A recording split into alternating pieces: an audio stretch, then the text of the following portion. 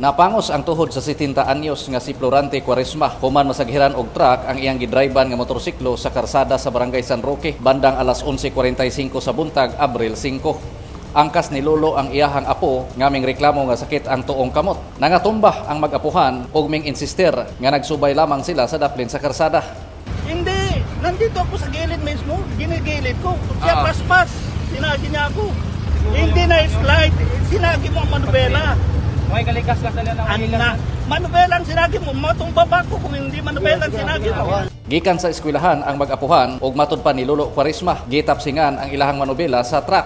Nag-overtake ako sa kanya, tapos meron ako kasalubong mo. Yung pag-overtake ko, malayo pa. Pero nakita mo? O, nakita ko sila, pero malayo.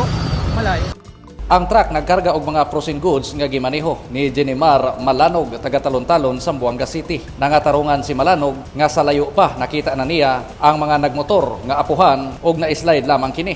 Gidala sa ospital ang mga biktima aron masuta ang kahimtang sa ilang mga panglawas, samtang giimbestigahan pa ang mga tulubagon sa driver sa truck ngadto sa mga biktima. Gikan sa Asia's Latin City, Ciudad de Zamboanga, John Tubilag, Newsline Philippines. Stay safe,